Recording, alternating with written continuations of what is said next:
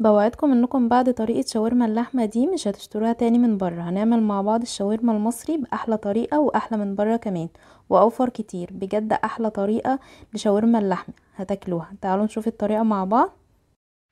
اول حاجة، لو الفيديو عجبكم ما تنسوش تشتركوا في قناتي اكلة مع انوش وتفعلوا زر الجرس عشان يوصلكوا كل جديد، وطبعا اللايك والكومنت، واي استفسار سيبوه في التعليقات وهرد عليكم.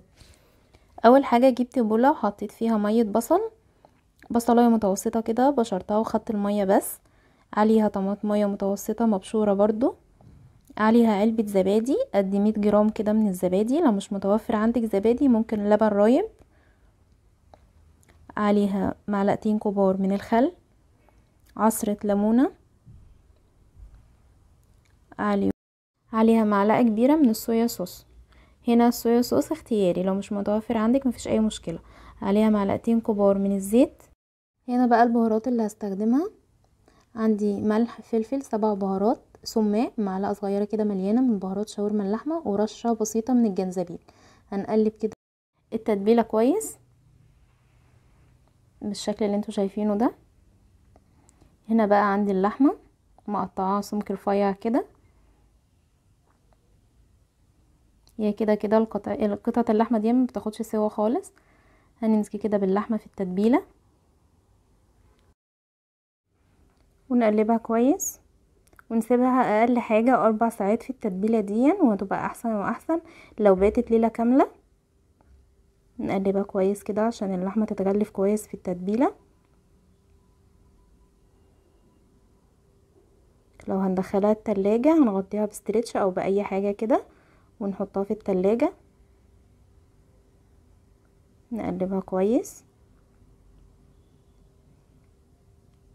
هنا بقى بعد ما حطيتها ليله كامله في التتبيله، عندي هنا طاسه سخنتها كويس جدا.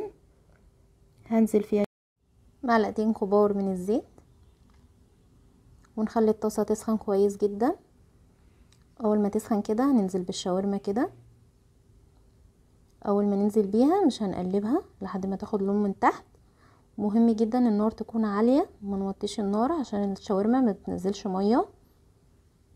اول ما تاخد لون من تحت كده هبتدي ان انا اقلبها.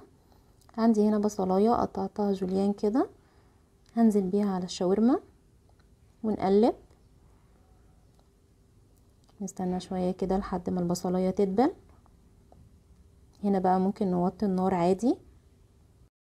ما تنسوش يا حبايبي الاشتراك في القناه وتفعيل زر الجرس عشان يوصلكوا كل جديد. وهنا نزلت بفلفل الوان كده وفلفل حراق، لو عايزين تكتروا من الفلفل حراق عادي مفيش مشكله. وهنقلب. وعندي هنا طماطميه متوسطه كده قطعتها مكعبات، بس تكون من غير الميه اللي فيها والبذر. ونقلب. وهنا بقى مش هضيف اي حاجه تاني غير ان انا هظبط الملح. هندوقه كده، لو احتاجت ملح تاني هنظبطه. وبس كده نسيبها لحد ما تستوي ونطفي عليها. هنا بقى هنجيب العيش السوري بتاعنا وهنبتدي ان احنا ننزل بالشاورما الكميه اللي انتوا تحبوها. عليها بطاطس مقليه. وهنبتدي ان احنا نلف. طريقه اللف سهله جدا، لو حته اتقطعت مننا كده مفيش مشكله خالص، لما تيجي تطبقيها بتختفي. هنعمل واحد كمان معاكم. ما تنسوش تشتركوا في القناه وتفعلوا زر الجرس عشان يوصل لكم كل جديد، وطبعا اللايك والكومنت. هنلف الكميه كلها كده بنفس الطريقه. هنا طبعا بسخن الجريل على النار. خلصت كده الكميه.